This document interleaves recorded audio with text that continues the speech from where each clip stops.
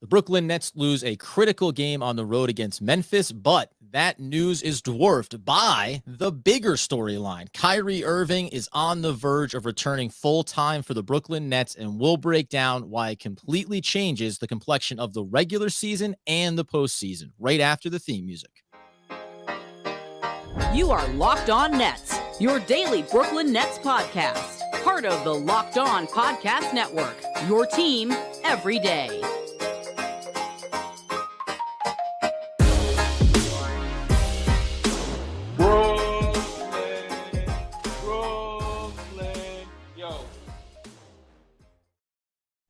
Welcome back to the Locked On Nets podcast on the Locked On Podcast Network. It's your team, the Brooklyn Nets, every single day. Over there is Doug Norrie. In front of your face is Adam Armbrecht. And while we are disappointed in the moment over the loss against the Memphis Grizzlies, which we will get to, the bigger news, of course, is that Kyrie Irving is about to come back full-time here, Doug, as we thank people for making us their first listen of the day, as we think about getting second and third reps on conversations like these.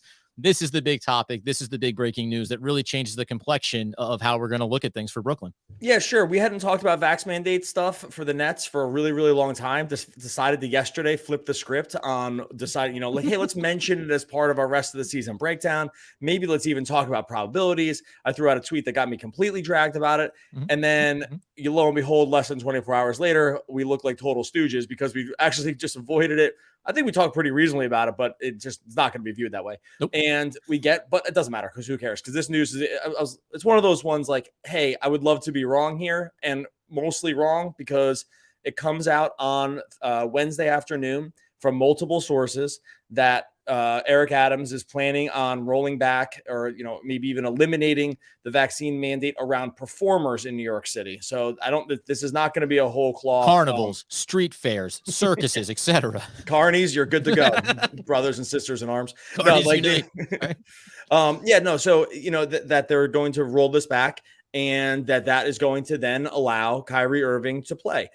So, and this is just the news we've been waiting for it. The game tonight, you'd like it to be a sort of a double dose of happiness where it comes to, hey, we're going to get Kyrie the rest of the season and we pull off the W against the Grizzlies. It doesn't work out that way. But in terms of, the news that Nets fans have been waiting to hear that Kyrie Irving is going to become a full-time player again for the Nets, this is exactly it. And look, we're recording this Wednesday evening following the game. All the reporting for the removing the mandate has come from external sources like Woj and Bontemps and guys and gals like this, even just New York reporters. While the mayor's office has not come out officially and said it, there was no pushback on the initial reporting. So there was no course correcting on, oh, hey, we never said that. This was basically okayed by the mayor's office in an unofficial way. It's not an official statement that will come on Thursday. But it's all but official when no one corrects the original reporting, right? So I think we can look at Thursday afternoon and saying, hey, from now on, rest of the season, short of a game going to Toronto, Kyrie Irving is going to be a full-time player for the Brooklyn Nets. Does it feel like Eric Adams, just a bigger Mets fan, is probably going to be at Citi Field? Obviously, it's only one letter. I knew difference. You weren't going to be able to help yourself with that one. I will say the timing is suspect. I don't care because it's all ridiculous. So whatever, we'll just take it. Whatever the machinations that took to get it there, great. Keep it going. But makes me wish that MLB hadn't had their issues around resolving their potential strike and getting the season started, right? They started the season late. Should have started sooner. Could have avoided all of this. But jerks. On the Brooklyn Nets, always behind the times. Slow baseball in every aspect. On the NBA side of it, though, from a Brooklyn standpoint, we're already seeing the impact of this news that is not yet official, but betting sites, Bet Online, already has the odds moving here for the Brooklyn Nets from a championship perspective, too. Yeah, look, earlier in the day, I actually just randomly had checked this earlier in the day for different reasons because I was just curious about where these had stood because I hadn't looked at full season lines in a while. And the Nets were plus 560 to win the championship, which was second behind only the Phoenix Suns, which I was kind of shocked by at the time because I was like, why are the Nets in this current situation still second overall betting favorites? There's just so much weirdness with them. Like, I don't understand how that could even be the case. I actually don't even understand because betting markets are moved by dollars, right? Like, how are these dollars not move this in some other direction when the team is not even guaranteed to make the playoffs at this point? Okay, doesn't matter, because on the back of that news, it goes from plus 560 to right around plus 500, and that's pretty industry standard at this point. So, let's call it something like a 10%, gain on what their long-term future outlook looks like. And I think that's probably correct. I still am kind of a little shocked they're second, but whatever. But this is one of those sort of ground shifting moments in the NBA, because no team gets a bigger boost than the Nets do by presumably no longer having to worry about the status of Kyrie Irving from now through the rest of the season. Their second best player, and they're just going to have him. Like, this great uncertainty that has been around this entire season. It's been a cloud over this whole season for all these different reasons. Removing that, no team gets a bigger boost than the Nets do, knowing that from now and hopefully all through the playoffs, as far as they go, he's going to be on the court. And that was the big piece of it too, because we know they have one more game here against Miami, which is on the road, but that represented the one of only two, with the Atlanta Hawks being the other one. Final away game was against the Knicks. That was going to be a no-go for Kyrie. So there's only two more games in the regular season here, which would be after this loss against Memphis. The 9 remaining games, only 2 available for Kyrie. Now, all of a sudden, you'd like to think, to whatever degree, you can't talk about games as being automatic wins, especially with the Brooklyn Nets this year. They've had surprisingly disappointing losses against bad teams, but it certainly moves your win percentage thoughts around those games, and then the toss-up games like against the Milwaukee Bucks, and even the big game second to last of the season there against Cleveland, as being like, hey, if we're at home and now we have Kyrie, you obviously feel like it moves you in a more confident direction. I guess, we'll get into some of the playoff implications. Toronto remains the one place where he'll still remain a no-go in the postseason, if and when they get there.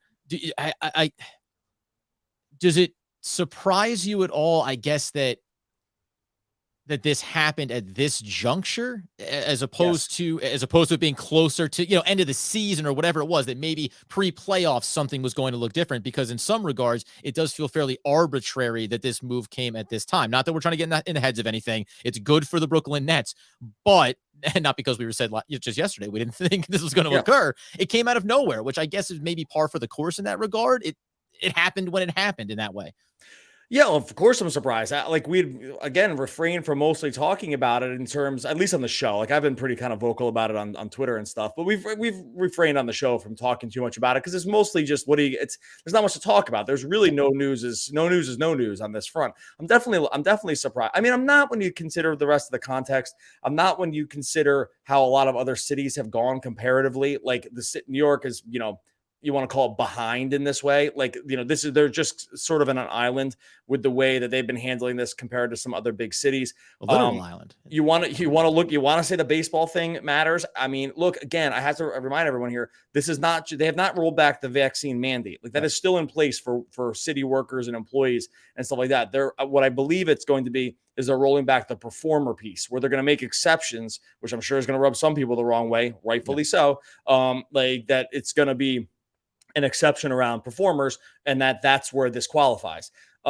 Course correcting what felt like, among a lot of things, but the specific idea of visiting unvaccinated players didn't have an issue. Correct. Whereas players inside of the city, like Kyrie Irving, did have an issue. At the very least, they're making that tweak to take that off the table. The thing is, you can't really be surprised by situations that don't tend to make a lot of sense to begin with. So, like, it removes the surprise from that piece. It's like, well, it didn't really make sense to begin with. So what am I really surprised about, that they finally kind of caught up? It didn't make sense before. So I don't know. It's like, it's like being surprised by your kid just talking random words for a while, and then they string a sentence together. It's like, well, I guess it was eventually going to happen. Like, I don't so I don't. That's kind of where I land with it. That being the case, the most important thing is it obviously completely changes the complexion. I think we'll pause on this for now and then come back to it later in the show around what this means for the big picture prospects, even beyond 60-point move on the betting lines around championships. I really don't care about that. I care about how much difference this looks in 7-game series when it comes to the playoffs. However, as we said at the top, one little wrinkle here, where maybe the Nets were so excited that this news was coming down the pike, they forgot that they had to play a basketball game against Memphis. We're going to break down what happened in this game specifically, and then maybe even just, again, some big picture things here over the last 9 games for Brooklyn and for Steve Nash to consider. Even some critiques here about the superstar, specifically Kevin Durant, that we're going to get into. But before we do, Got to tell you about our friends over at Truebill. That's because it's the new app that helps you identify and stop paying for subscriptions you don't need, want, or simply forgot about. On average, people who utilize Truebill are saving up to $720 a year because we know companies make subscriptions hard to cancel. Truebill makes it incredibly simple. Just link your accounts and Truebill will cancel your unwanted subscriptions in one tap. And the Truebill, fancy word, concierge, will even negotiate a better rate on the apps that you want to keep. Don't fall for subscription scams anymore. Start canceling today at truebill.com/lockedonnba. Go right now to truebill.com/lockedonnba. It could save you thousands a year. And look, you've been probably hearing for a while now about NBA Top Shot, NFT stuff. Like this has been a big craze in just collector communities and just online tech stuff. And if you haven't heard of NBA Top Shot at this point, you're definitely just missing out. It's the officially licensed NFT of the NBA. And it's not just the NFT stuff that Top Shot has going for. They have a community. They have hundreds of thousands of fans that are in there. It's really the next like natural progression for fantasy sports. It's an way to increase and upgrade your experience as an NBA fan. It's the future of what being an NBA fan looks like, frankly. And I know that sometimes it can be hard to kind of onboard yourself to this stuff. NBA Top Shot makes it so easy. If you kind of picture it like a trading card, I think I'm talking to you right now. If you know what sports trading cards are, this is like sort of the next evolution of that. You get moments in Top Shots. You originate in a pack that you kind of open online, and then you see what was in the pack. They can have super rare stuff, more common stuff, but that's sort of the excitement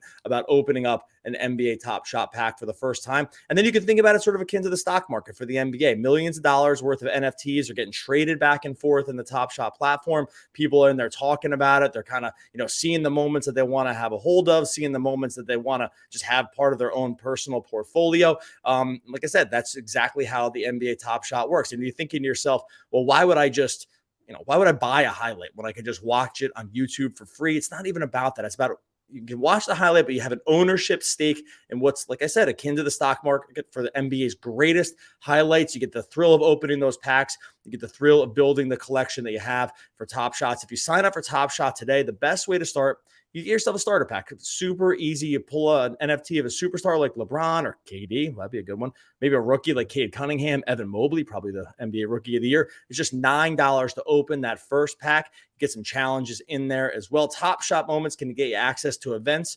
too. You can use the mini games on a regular basis. Go and check out NBA Top Shot today. You are going to be into this right from the get-go. NBA Top Shot. So one place that I will not be looking for the special Top Shot moment from is this game, Doug, because the Nets lose to the Memphis Grizzlies. You have Kyrie, you have KD. We know that they combined for 78 points. Listen, I was going to start with this. We can talk about things we didn't like about this game. There's some things I want to get to, but is it deflating to you that in a game where you have that type of 78 points combined from Kevin Durant and Kyrie Irving, you lost? Right now, I know there's certain players. You don't have Seth Curry, obviously. You still don't have LaMarcus Aldridge. There's no Ben Simmons, but these, like everything with the Nets. No Dragic. No Dragic. That one obviously hurts you. He's been important to them, even just beyond his point scoring. The facilitating has been huge from him. But you have your two superstars. And in the old vein that this is what we, as long as you have those two, you feel like you could beat anybody. You lose, though. Best shot from every team you play, whatever. I was really surprised with this performance, just from the standpoint of you get these kind of games from them. We can talk about some of the role players, but you can't lose this game. It takes the air out of the building when you think, not in Memphis, but when you think, hey, we can start rolling now. Full-time Kyrie, here we go. And then you lose this one, and we can get into who else lost tonight and why this was even bigger from that standpoint for Brooklyn. Yeah, look, like on the back of the news around Kyrie, and now maybe that's not going to, maybe fans want that to play in bigger than it actually plays. Like, I'm not really sure about how, the news around, Kyrie, that he's going to be able to play, how that factors into the overall motivation of a team. You would think it would, but maybe I'm overstating that. But you face a Memphis team here where you have Kyrie, you have KD. They do not have their best player, Ja Morant. Now, I will say statistically this season and record-wise, Memphis has been awesome without Ja this year. I think they're probably 15-2, and the defensive rating especially has been just like absolutely bonkers. But they still don't have Ja Morant. You have your two best players. You have the two best players in the game, not close. And you have this other kind of news that factors in. And I personally thought to myself, And with the stakes around that, they just need to win. They cannot afford to lose games at this point. They are fighting to just get anywhere out of this play-in. Like, they need to win every game. Like, all these factors seem like they were going to coalesce into what I thought was going to be not an easy win, but a win. And to lose it is just brutal. Brutal. Like, they had to win this one. They had to take this game, and to lose it, even kind of going away, they had pulled in, so it's closer than the 12 points, probably. Well, you're down 18 in the first half. You're down 14 at halftime. Yeah, but they're winning in the third. And then you're winning going to the fourth. Yeah, you're up. You're up going to the fourth. And so even if you want to throw that in there, that they're winning going into the final frame and then they can't win, it was so deflating. I was just bummed because it just felt like everything else had lined up for the team to be able to pull this one out, and to not do it is just a bummer. And there's reasons why it happened, but in the end, I mean, you have it at the bottom here, unacceptable loss. It probably does qualify as that because they just can't lose this game. Yeah. And I think, listen, I'm going to mention right now, James Johnson was a disaster. Okay. We're not going to spend a lot of time on that. I think we all agree that he's not the most important piece to this Sure. roster, but the one thing that I will say is a consistent theme that we've talked about, especially in games that they've lost, even in games that they've won, where sometimes you look past it because they still got the victory at the end of the day, is some of the rotational and assignment pieces when it comes to perimeter shooting. I mean, you can't afford to have a guy like Desmond Bane just wide open. And I mean wide open, not once, not twice, not thrice, but with consistency. And whether it's fighting over screens, whether it's the communication piece, I know there's not a lot of guys out there that you'd like to have be a part of your rotations. But that type of stuff, especially in a game like this, and from an adjustment standpoint, is just, listen, we got to stay at home. We have to live with the results if they get on the interior. There's defensive pieces that they ran at Kevin Durant and everything else. But just on that one, before we talk about some of the guys that I thought they could have utilized more, does that feel like the biggest issue that the Nets have right now over these last 9 games, figuring it out a way to defend the perimeter with consistency, because they do seem to lack in that area on a regular basis? Yeah, they got cooked on the perimeter. I mean, Memphis shot 50% from 3. A lot of them were pretty easy looks, like when it came down to it. A few were sort of these like back-breaking or could have been back-breaking second chance threes that they got off the end of the shot clock. But for the most part, a lot of these were really kind of just rhythm wide open looks. Like D'Anthony Melton, I don't think he got challenged like once. He was 6 for 10 from 3.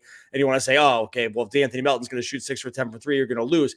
Yeah, that's a fair statement, except that, again, a lot of his looks were really, really easy. And not if Durant's not on the court, right? Like, you're not giving that up to try to prevent something else. Right. And so it was just too easy. If you're going to shoot that well from 3, again, you're going to lose. And it's not like, and I wouldn't put these into like the lucky, we just ran hot variety. Like this was a problem for them the whole night. I thought the effort was pretty much there. Like Kyrie put in I thought basically max effort on the defensive end. We know Bruce Brown was there too. Maybe they're a little undermanned personnel wise. If you're playing Patty Mills and Cam Thomas a lot of minutes, like we know that's going to be a problem around the perimeter defensively, and Memphis just exploited it. So it's probably a problem going forward. And I think a lot of times the Nets are going to bank on that's fine. We'll just still outscore you. I mean, they still dropped 120 on a very good defensive team, like 70 plus again at the break against an opponent. That one, that I think was as much the unacceptable part as anything. You allow yourself to be in a hole again. Like that's the biggest part to me. It's like coming out and putting your stamp down that we're going to dominate and win this game. Instead, you have to make this big comeback. Yeah, this is a top 5 defensive team on the season. Like, this is a very, very, very good defense. And they still really scored fine, right? Like 120 points, you'll take it all day. You just can't allow 132 points to a team that doesn't have Ja Morant on it. Like, it's just totally, totally unacceptable on that end. And I think they tried to make some adjustments to make that not be the case. Again, like, they just don't have point of attack defense. It's not the only problem here, but it's a little bit of a problem. And if you're just going to allow a lot of open threes and not be able to rotate back quick enough, then this is just kind of what can happen for you. Again, if Memphis shoots 40% from 3, we're not probably having quite the same discussion, but it was just a lot of easy looks. And I guess in a second, we'll talk about like some of the other stuff that happened here, because like, if you think about this, if you knew you were going to get 78 points from KD and Kyrie, you're probably feeling pretty good about it. Except that on the defensive end, they were just so lacking that it's at some point you just can't make up the difference. And that was the case. Yeah. Frustrating for a variety of different reasons, obviously. And I'm going to take a little bit of of a gripe with Kevin Durant's performance in this game, which I Wait, know isn't easy to do when they're doing what they're doing on the court from a easy scoring now. perspective. Careful now. Careful. Let's be Steady careful here. now, boys. Steady now. But before we do, I can tell you about our friends over at Bet Online. That's because, as you know, it is the college playoffs. March Madness well underway here. And from all the latest odds, contests, and player props, we know that betonline.net is the #1 source for all your betting sports needs and information. You can go over there right now. I was pulling up over on Bet Online, man. I don't know. Will I take the over with Texas Tech and Duke at 137? You're darn tootin' I may. And it's not just obviously college basketball here. You're going to go ahead and give you all of your coverage for sporting wagering, including the live betting on your favorite Vegas casino games. It's the best spot for all your sports, scores, podcasts, and news this season. Head over to the website or mobile device today and learn more about the trends and actions. Bet Online, it's where the game starts. So I'm just going to say, man, I'm not here to throw any shade at who is arguably the best player in basketball. But in a game like this, and we've seen this now a couple of times, Kevin Durant has been borderline disinterested in effective passing. Yeah. He has made some of the most lackadaisical passes. He did it in this one, top of the key, second player coming, very clearly saw the double team coming, was looking to put a bounce pass over, I think, to Bruce Brown, and just threw it right into the palm. Fast break bucket, 2 points on the board. And that wasn't the only instance in this game. If I'm going to accept the fact, as we all agree, that he's one of, if not the best player in the game, I have to hold you to a high standard at every single aspect. And he can be elite on defense when he's locked in. He's incredible on offense. He scores from wherever he wants. You cannot be this lazy in this element of the game, especially when we're talking about the point of the season you're in and how critical every single game is. You're going to get some comments on YouTube about that one, buddy. I'll tell you that. Bring it, you sons of guns. You think Doug's the only one that can take a few shots? Let's go. I kind of want to step away from the screen here a little bit. Just distance. I know there's been times you want to distance yourself from things I've said. That's fine. I've never done it with you. I'm thinking about it here though. No, look, it's for sure been a thing. You're too good. You're too good to do it. That's the point. You're too good to be making these kind of mistakes. That's all. I know. Yeah. Look, he's got what 17, 20, 21 turnovers over the last 3 games. It hasn't been great in that standpoint. There's been some really ones that have stood out to you. I do wonder, and this is not an excuse for him. I do wonder part of what's happened with him. First of all, the load on him has been otherworldly. He's had the shoulder a ton, and when you have the shoulder that much, and you're going to get defensively pressured that much, it's just not all going to be perfect when it's just all eyes on you, right? So I think there's partly some of that, and I do wonder if the Nets, and this game is actually a pretty good example of it, that the Nets are really being hurt by that. The drop off in talent after these two guys is like so that we mentioned who wasn't on the court, right? They don't have Seth Curry. There's no Goran Dragic, right? We don't have already. Joe Harris has been lost forever.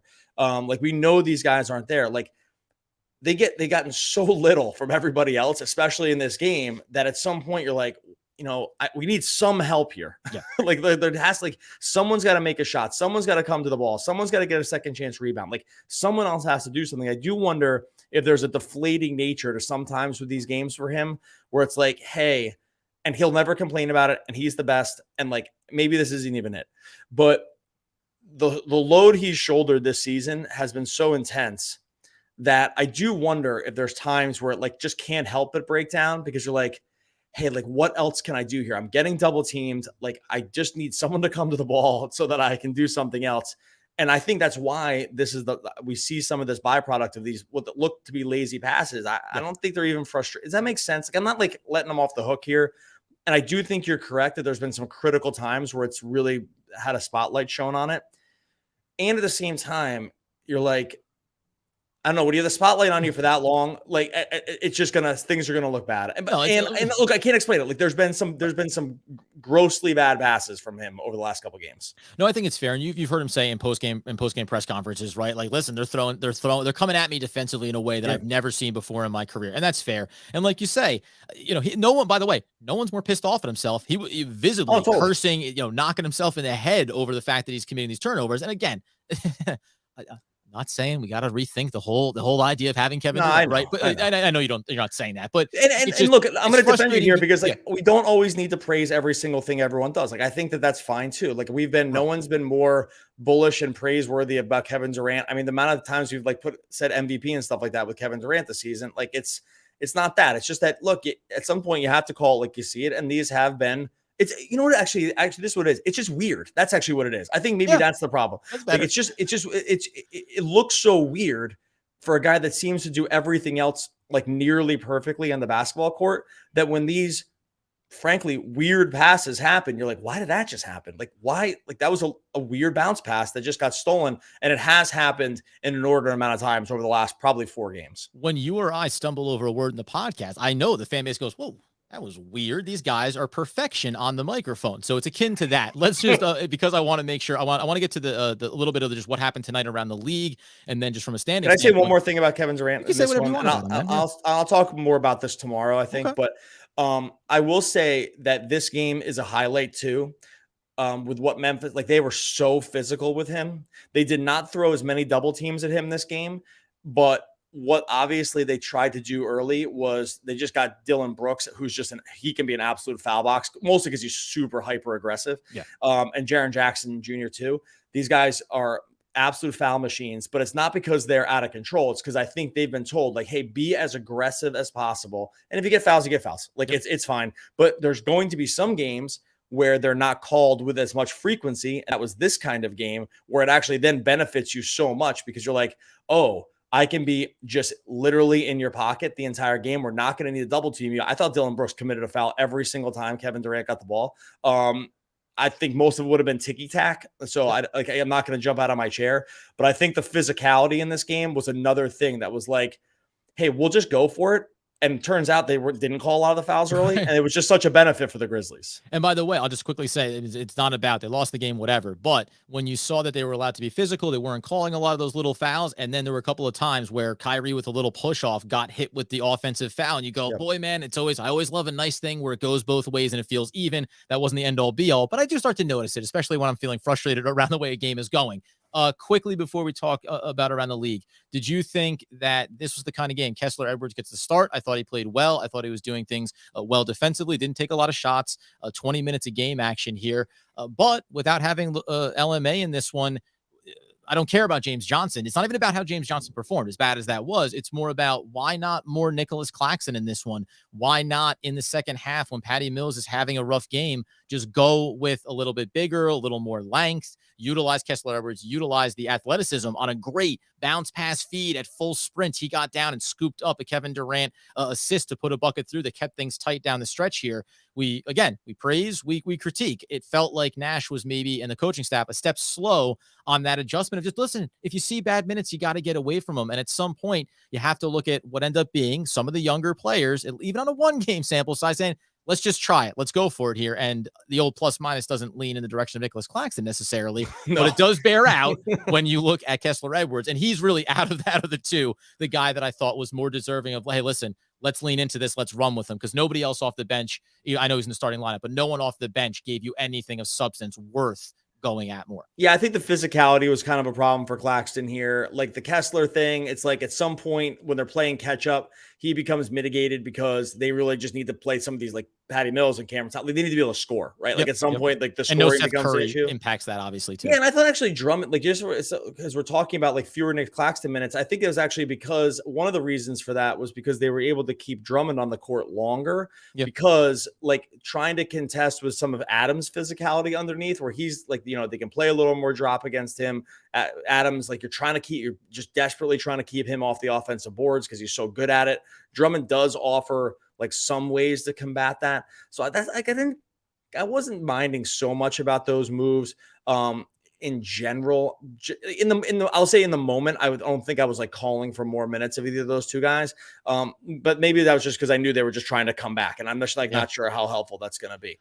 But in general, I think I will say, just in general, it was just mostly a problem that like it wasn't a single person's problem. It's just, again, like to go back to what we said at the top, they just didn't get anything remarkable from anybody else except for those two. And Bruce Brown played really well. Like that's become expected at this point. But like those three, like the standard. Yeah, he's been great. So it's not about him, but really just from anybody else. Like Patty Mills can't hit a shot anymore. Like Claxton kind of was just there, like wasn't really offering that much. Obviously, the James Johnson minutes were F minus. And so like it just at some point, Blake Griffin. Did you want Blake Griffin at all? I this mean, one actually you probably could have seen a little more of him from a physicality standpoint. Yeah. Like he's not going to probably get totally dusted by guys like Brandon Clark. Like they don't stretch you out too much with their bigs besides Triple J. So I maybe we could have seen him again. I don't think I'm not going crazy about the adjustments. At some point, like some of these guys just have to do something. At some point, you have to make the three. At some point, you have to just not turn the ball over. At some point, you have to like not dribble the ball off your foot, like James. And like it's like wow, Doug setting a pretty high benchmark here. Well, this is what I mean about like the rotations, and really, it was really only Blake that didn't play. He was the only guy on the bench that didn't see it. They tried everything. They did try everything. I can't say it enough. It's really not an X's and O's thing. It's like at some point, like some of these looks were good ones, and Patty Mills just can't hit them, right? Like, for sure, and it's fair. And again, the struggles get amplified when you don't have certain players out there. And by the way, 3 guys that are missing there are all combinations of players that really help you offensively and help bring balance and get guys back into more suitable roles for themselves when they're not trying to overplay what the requirements are. You're going to come back in. You'll flesh a lot of this stuff out. Obviously, the big game tomorrow between Cleveland and Toronto. Just a footnote as we get out the door here. Charlotte lost and Atlanta lost, and that also drives home the value or lack of value in not winning this game, because just in terms of securing the 8th seed, and you said last time, we're talking about predictions, right? You said 8th, maybe they fall to the 9th. Well, guess what? This was a great night to go, there's that little bit of space that we wanted. And that's another game you don't take advantage of in what were not surprising, but Detroit beating Atlanta. Totally surprised. I was just going to say, like, you saw me like throw my hands up in the background here. Like, the next one I'm okay with, because they've been playing, kind of spoiler basketball here. But the Detroit one, if you do not go into tonight thinking Atlanta, hey, chalk again, automatic wins. They definitely had that one circled, and Detroit totally spoiled their night. Oh, they smoked them too. Yeah. I was thinking that was the other part where it's like, it's all lining up. Detroit is just going to crush the Hawks here, and now we're just going to be able to pull away. So that's the other thing that makes it frustrating. Anyway, I'll break that more down tomorrow. Okay, we're going to get out of here. Go check out YouTube, like we mentioned before. Drop some comments in there. Caught some shade from some people for the comments yesterday. All good. We're just glad Kyrie Irving's back. You can be part of the group that can pile on both of us when we say things wrong by subscribing to the Locked On Nets YouTube channel. I'll leave the link in the show notes. Yeah, sure you will. And listen, I don't know. We all want to get back to our natural state. Nature inspires us. Not being able to reach out and touch it or see it, it makes me get really antsy. Take that for whatever it's worth. Evelyn Lilly. Oh, man. I think I couldn't even make it through that one. But fine. Obviously, fine. I don't even know if I heard you what you said, but that's okay. So they're one of the all-time great poets. We'll be back again tomorrow talking more Brooklyn Nets basketball.